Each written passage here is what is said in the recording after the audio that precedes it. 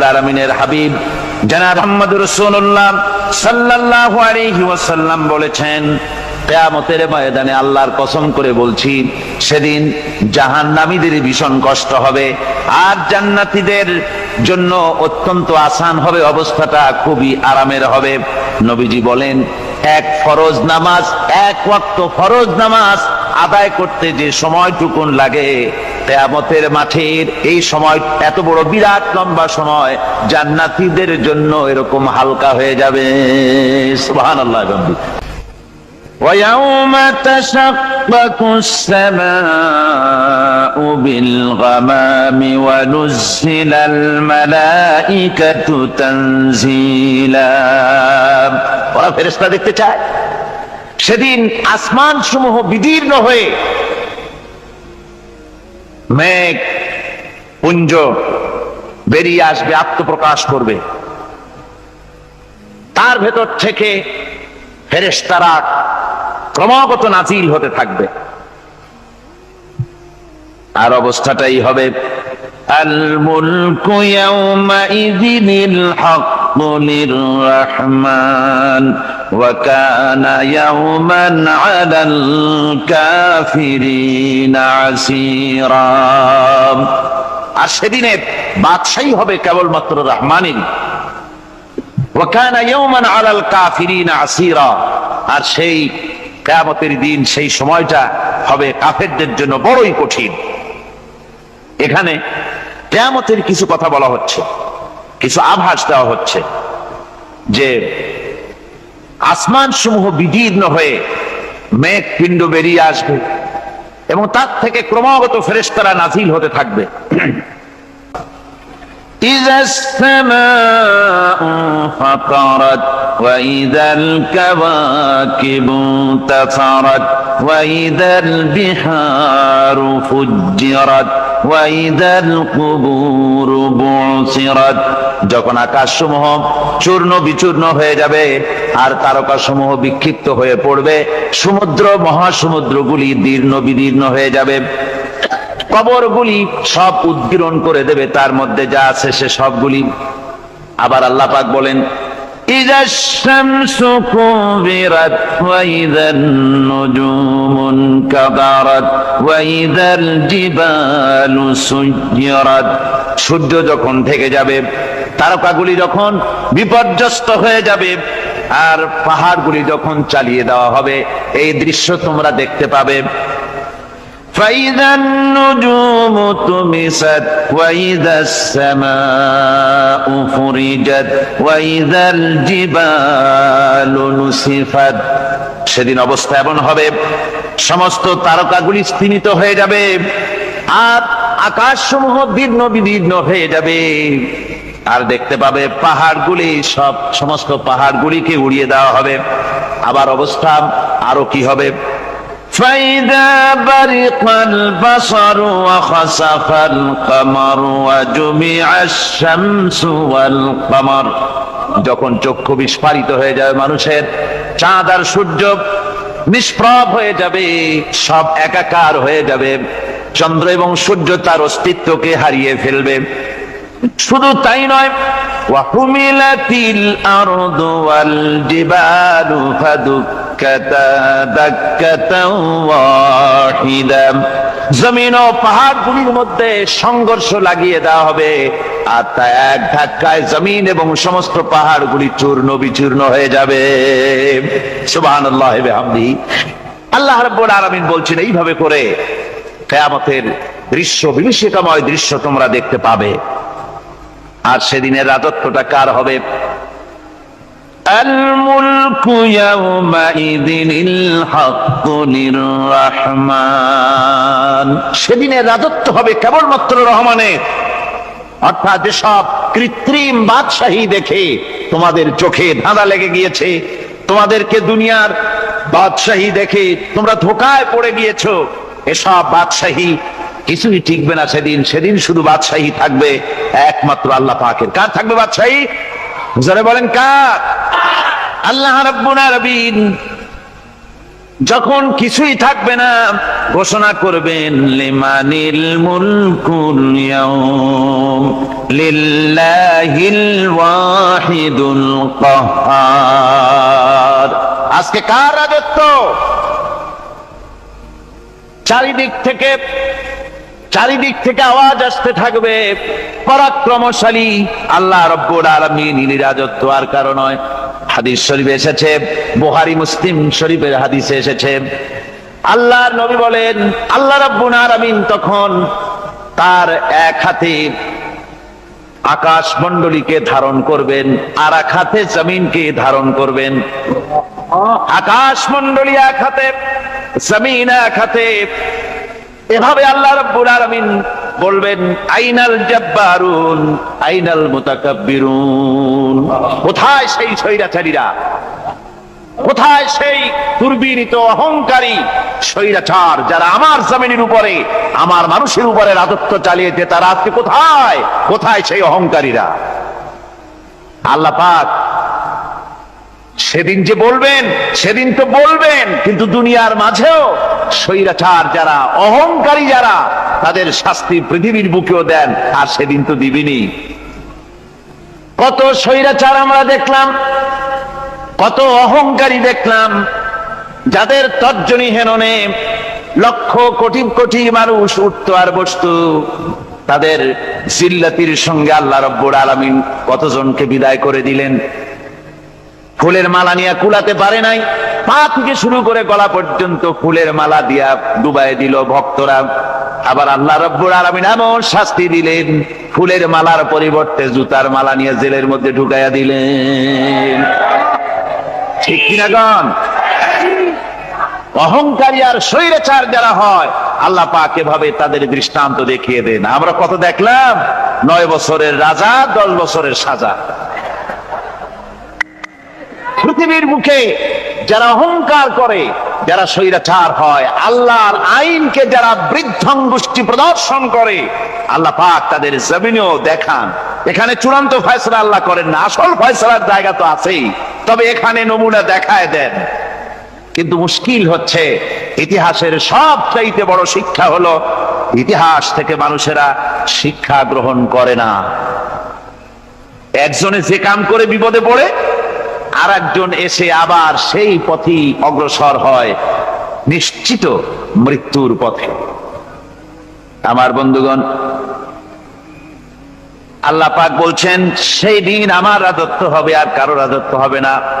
ওয়াকানা ইয়াওমান আলাল কাফিরিন আসীরা। আর ওই দিনটা, ওই কিয়ামতের দিন হবে কাফেরদের জন্য সবচাইতে কঠিন। সবচাইতে কঠিন হবে কাদের জন্য? কাফেরদের জন্য। কাফের কারা?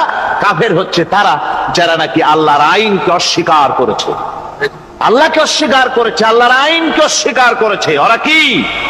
কাফের। আল্লাহ রাব্বুল আলামিন বলেন, কাফেরদের কথা এখন শোনাচ্ছেন আল্লাহ পাক। والذين كفروا أولياؤهم الطاغوت يخرجونهم من النور إلى الظلمات। যারা কাফের, যারা কুফরি অবলম্বন করেছে, তাদের সাহায্যকারী আর পৃষ্ঠপোষক হচ্ছে তাগুত। তাগুত বলা হয় সেই শক্তিকে, যে শক্তি শুধু নিজেই আল্লাহর আইন অমান্য করে বসে থাকে না, বরং অন্যদেরকেও আল্লাহর আইন অমান্য করতে বাধ্য করে। ওদেরকে আরবিতে কি বলা হয়? তাগুত বলা হয়। আর এই তাগুতি শক্তি, এই তাগুত হয় তার সাহায্যকারী, যা তাকে আলো থেকে টেনে অন্ধকারের ভেতরে নিয়ে যায়।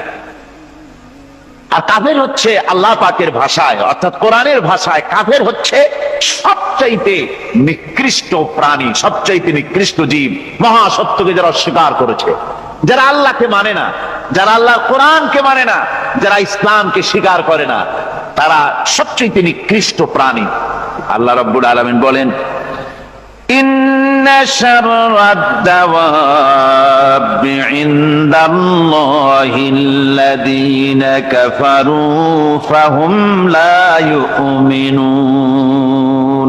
নিশ্চয়ই আল্লাহর জমিনে সব বিচরণশীল জীব যত আছে, আল্লাহ বলছেন আমার জমিনে বিচরণশীল জীব যত আছে তার মধ্যে সবচাইতে নিকৃষ্ট প্রাণী হলো যারা ঈমান আনে নাই, যারা বিশ্বাস করেন আমি আল্লাহকে, যারা পরকালকে বিশ্বাস করে নাই, যারা কোরআনকে বিশ্বাস করে নাই, যারা ইসলামকে বিশ্বাস করে নাই, পৃথিবীর মধ্যে তারা সবচাইতে নিকৃষ্টতম প্রাণী। আল্লাহ বলেন শুধু নিকৃষ্ট জনক নিকৃষ্ট প্রাণী বললেই সারে না, এরা হলো চতুষ্পদ জানোয়ারের মতো। কে বলতেছেন? আমি বলছি না, কিন্তু আল্লাহ পাক বলতেছেন চতুষ্পদ জানোয়ারের মতো কাফেরেরা। وَمَثَلُ الَّذِينَ كَفَرُوا كَمَثَلِ الَّذِي يَنْعِقُ بِمَا لَا يَسْمَعُ إِلَّا دُعَاءً وَنِدَاءً। এই কাফেরদের দৃষ্টান্ত হচ্ছে সেই রাখালের মতো, যে রাখাল তার পশুদেরকে ডাকে আর ওই পশুরা একটা ডাক শোনে মাত্র, কিন্তু কি যে বলে তা তো পশুতে বোঝে না। কথা বুঝতে পেরেছে?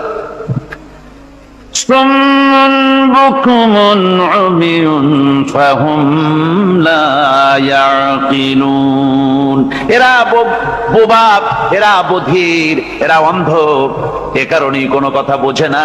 এরা চতুষ্পদ জানোয়ারের চাইতেও নিকৃষ্ট। যাদেরকে আমি আল্লাহ বলেন, যাদেরকে আমি চোখ দিলাম, চোখ থাকতে হক দেখলো না, সব দেখলো। হক দেখে নাই চোখ দিয়া, এই চোখ দিয়া সব দেখলো। নারীর সৌন্দর্য উপভোগ করলো আর নারীর অঙ্গ প্রত্যঙ্গ নিয়ে নানা ধরনের গল্প লিখলো, কবিতা লিখলো, কিন্তু এই সৌন্দর্য যিনি দিলেন তারেও চিনল না। আছে না কত কবি আমাদের দেশে? আমার দেশের সেই কবি জাতীয় পুরস্কার পায় যে কবি নারীর বিশেষ বিশেষ অঙ্গ নিয়ে বেশি করে নির্লজ্জ কবিতা লিখতে পারে, ওই হলো সবচেয়ে বড় কবি। আমার বন্ধুগণ, একজন বুজুর্গ ব্যক্তি তিনি পথ দিয়ে যাচ্ছিলেন, তো সে পথে এক সুন্দরী যুবতী মেয়েকে দেখে সেই যুবতী মেয়ের দিকে এই বুজুর্গ ব্যক্তি এক নজরে তাকায় আছে। তখন এই ঘটনাটাকে কবি এভাবে লিখতেছেন সাজায়: একদা সুখদায়ক প্রমোদা বদন দর্শন করিব ঝরিল নয়ন, হেসে কহে সে রূপসী সবিস্ময় মন, কহ দেখি মহাশয় কহ কি কারণ, বিষয় বিরাগী তুমি ভুবনে প্রচার, কি হেতু জন্মিল তব মানস বিকার, সামান্য ললনা রূপ করি দর্শন, উচিত না হয় তব অশ্রু বরিশন। বুজুর্গ ব্যক্তি ওই মহিলার দিকে তাকিয়ে তাকিয়ে কাঁদতেছেন। সুন্দরী মহিলা বলেন, আল্লাহর বুজুর্গ বান্দা, আপনি এলাকার ভিতরে বুজুর্গ এবং পীর হিসাবে, বুজুর্গ ব্যক্তি হিসাবে আপনি বিখ্যাত। আজকে আমাকে এখানে দেখে আপনি আমার দিকে তাকায় আমার রূপ উপভোগ করতেছেন আর কাঁদতেছেন। আপনার মতো সংসার বিরাগী মানুষ আমার মতো একটা সুন্দরী মেয়েকে দেখে এভাবে কাঁদা ঠিক না। বুজুর্গ ব্যক্তি বলছেন, হেসে কহিলাম বালে করহ শ্রবণ, নেত্র ঝরে তবু হেতু ভেব না এমন, যে শিল্পী রচিল ওই সুধাংশু বদন, তাহার তরে ঝরে নেত্র নয়নে জীবন। আল্লাহর বান্দি, আমি তোমাকে দেখি কান্দি না, আমার চোখে পানি বেরিয়ে গেছে। তোমারে দেখে আমি মনে মনে ভাবলাম, এত সুন্দর করে যিনি মানুষ বানিয়েছেন, না জানি ওই আল্লাহ রব্বুল আলামিন কত বড় সুন্দর। আমার ভাইরা, সুতরাং চোখ থাকতে ওরা আল্লাহ রাব্বুল আলামিনের কুদরত ওরা দেখে নাই, কান থাকতে কোরআনের আওয়াজ ওদের কানের মধ্যে ঢোকে নাই, বিবেক থাকতে আল্লাহর দ্বীনকে বুঝতে পারে নাই, চিন্তা করতে পারে নাই। আল্লাহ রাব্বুল আলামিন বলেন, উলাইকা কাল্লানাম,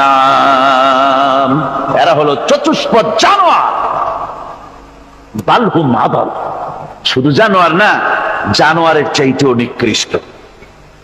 এমনই জানোয়ার, আল্লাহ বলেন শুধু জানোয়ার না, জানোয়ারের মতো শুধু খায় জনমের মতো। والذين كفروا يتمتعون ويأكلون كما تأكل الأنعام এই কাফেরগুলির কাম শুধু ফুর্তি করা, গান বাজনা, নাটক, গল্প, এই সব কাজ তাদের। নামাজ নাই, রোজা নাই, আল্লাহর চিন্তা নাই, তাহাজ্জুদ নাই, পরহেজগারি নাই, শুধু গান আর নাচ। আমার ভাইরা, মুসলমান নববর্ষ উদযাপনের সাথে মুসলমানের কিসের সম্পর্ক? মুসলমান যদি এই দিন উদযাপনই করে তাহলে তাকে করতে হবে ফজরের নামাজ পড়বে। মুসলমান নববর্ষ উদযাপন করবে, ফজরের নামাজ পড়বে, তারপরে কোরআন শরীফ তেলাওয়াত করবে, দরুদ শরীফ পড়বে, আল্লাহর দরবারে হাত তুলে বলবে, রব্বুনা রাব্বিন, একটি বছর পার করে দিলাম, নাফরমানি ছাড়া কিছুই তো করি নাই, বিগত বছরে যা করেছি মাফ করে দাও, আগামী বছরটা গোটা জাতি আর দেশের জন্য কল্যাণকর মঙ্গলময় করে দাও। এটাই তো বলা উচিত ছিল না, কি বলে? তা না করে, তা না বলে, বৈশাখের পরিচালককে না ডেকে সরাসরি বৈশাখকে আহ্বান করা হয়েছে। আর বৈশাখ আহ্বান করার মজা জনমের মতো দেখাই দিয়েছে। আল্লাহ রাব্বুল আলামিন তাই বলেন, কাফেররা তাদের কাজ হলো শুধু খাওয়া, তারা এমন খাওয়া খায়, জনমের মতো খায়। ইয়াকুলুনা কামা তাকুলুল আনাম, জানোয়ারে যেমন খায় ওই রকম খায়। তার মানে খায়, একটু বিসমিল্লাহ কয় না, খায়া যখন ছেড়ে দেয় তখন আলহামদুলিল্লাহ বলে না। আল্লাহ রাব্বুল আলামিনের সুন্নাত হলো, শুকর যদি কেউ আদায় করে আল্লাহ বাড়িয়ে দেন, লা ইন শাকারতুম লাযীদান্নাকুম ওয়া লা ইন কাফারতুম ইন্না আযাবী লাশাদীদ। আমার নিয়ামতের শুকর যদি আদায় করো আমি বাড়ায় দেব, আর যদি নিয়ামতের শুকর আদায় না করো তাহলে মস্ত বড় শাস্তি তোমাদের জন্য রেখেছি। তো আমেরিকা শুকর আদায় করে নিজেরা খাইয়া, কিন্তু ওদের জমিন হলো বিশাল জমি। আমি কয়েকবার গিয়েছি এবং বহু স্টেট সফর করেছি। ওদের জমিন এত ফার্টাইল, জমিনে যদি রীতিমতো তারা ফসল ফলাতো, এই ফসল সারা দুনিয়ার দরিদ্র ভূমুক্ষ জনতাকে খাওয়াইয়া বাঁচাইতে পারত। কিন্তু ওরা তা করে না।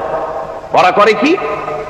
ওরা মুনাফার হার, বাজার দর ঠিক রাখার জন্য নির্দিষ্ট পরিমাণ জমিনে ফসল ফলায়, কিন্তু জমিন এতই উর্বর, ওদের মেজারমেন্ট করা, মাপ করা, হিসাব করা ফসল হয় না, ফসল হয় বেশি।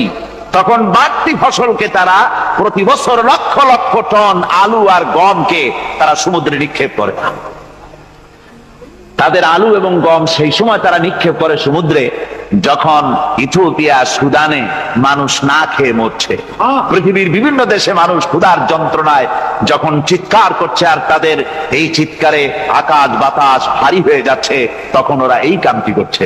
তাই আমি ওই প্রথম দিন বলেছিলাম যে রাশিয়া যেমন খান খান হয়েছে, অস্তিত্ব বিলুপ্ত হয়েছে আল্লাহর সাথে নাফরমানি করার কারণে। আপনারা বলতে পারেন কমিউনিজম কি একটা সহজ ব্যাপার? একটা বিরাট শক্তি, পৃথিবীর বুকে কত দেশ তারা ডমিনেট করতেছিল। কোন যুদ্ধ নাই, কোন রক্তপাত নাই, বিনা ধাক্কায়, বিনা বাতাসে, বিনা ঝড়ে বিশাল মহিরুহু চিৎপটাং।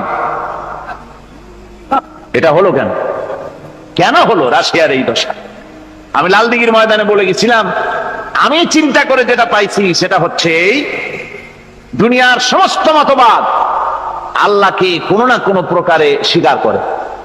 তার কথা মানুক আর না মানুক, আছে একটা কিছু, এতটুকুন বলে যে আল্লাহ আছেন বা গড আছে বা একটা কিছু আছে। কমিউনিজম, সমাজতন্ত্র হলো পৃথিবীর একমাত্র নিকৃষ্ট মতবাদ, যে মতবাদ সরাসরি আল্লাহকে অস্বীকার করেছে, বলেছে আল্লাহ নাই, দেয়ার ইজ নো গড। তারা ধর্মকে আফিম বলেছে। আল্লাহ পাক তাই কোন যুদ্ধ ছাড়া, কোন মারামারি ছাড়া, কোন রক্তপাত ছাড়া এই বিশাল শক্তিকে উৎকারে উড়িয়ে দিলেন, তুলার মতো হয়ে। গোটা রাশিয়া তুলার মতো হয়ে, পেঁজা তুলা, ধোনা তুলার মতো হয়ে সব উড়ে চলে গিয়েছে, অস্তিত্ব বিলুপ্ত হয়ে গিয়েছে। কিন্তু আমাদের দেশের খুচরা কমিউনিস্টরা এখনো স্বপ্ন দেখে। ওই যে কালকে বলেছি, তারা বলে কলমের খোসা এটা এখনো নষ্ট করা যাবে না, এটা এখনো চালু করা হবে, এখনো চিনি আছে, এখনো কিউবায় আছে।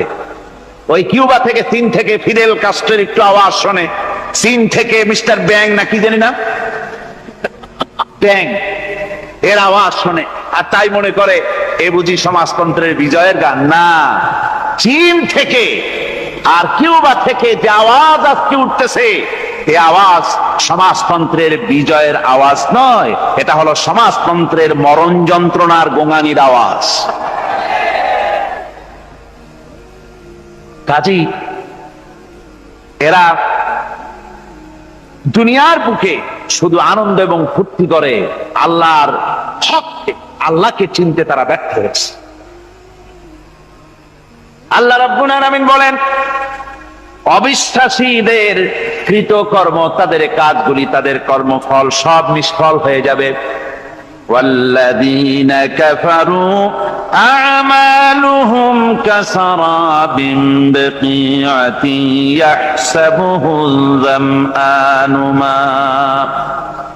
আল্লাহ পাক বলেন, কাফের যারা, অবিশ্বাসী যারা, যারা আমাকে অস্বীকার করেছে, অবিশ্বাস করেছে, তাদের আমলগুলি হলো মরুভূমির মধ্যে মরীচিকার মতো।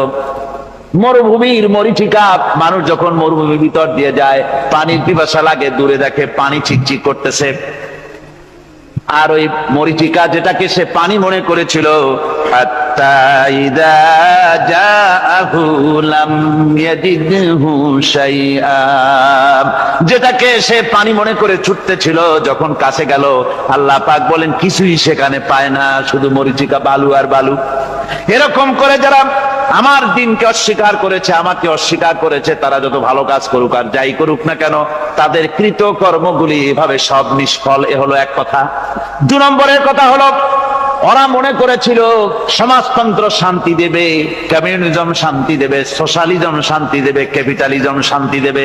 এই শান্তির চিন্তা করে অগণিত মানুষকে হত্যা করে সমাজতন্ত্রের রাজত্ব যখন কায়েম করলো, 70 বছর চলে গেল, তারপরে তারা দেখলো হাত্তা ইযা জাআহু লাম ইয়াজিদহু শাইআ, কিচ্ছুই পেল না। তারা ক্ষুধার যন্ত্রণায় মরলো, কাপড় নাই, খাবার নাই।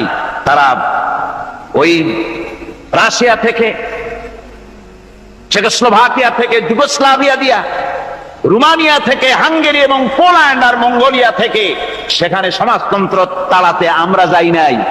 আমরা সেখানে সমাজতন্ত্রের বিরুদ্ধে তাফসীর করি নাই, ব্যাখ্যা করি নাই, বক্তব্য রাখি নাই। ওই সব দেশ থেকে সমাজতন্ত্র তাড়াইছে কে? তারা তাড়িয়েছে?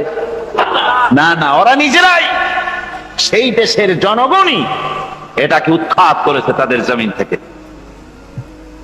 আল্লাহ পাক বলছেন, যারা আমার দিনকে, আমার বিধানকে যারা অস্বীকার করবে, তারা এই অস্বীকারী অবস্থায় যদি মৌত হয়, প্রাণকে শুধুমাত্র নামাজ, রোজা, হজ, যাকাত আর বেহেশত দোজখ যারা মনে করে, জীবন ব্যবস্থা মনে করে না, এই অবস্থায় যদি মারা যায়, আল্লাহ রাব্বুল আলামিন বলেন, ইন্নাল্লাযীনা কাফারু ওয়া মাতু ওয়া হুম কুফফারুন উলাইকা আলাইহিম লানাতুল্লাহি ওয়াল মালাইকাতি ওয়ান নাসি আজমাইন।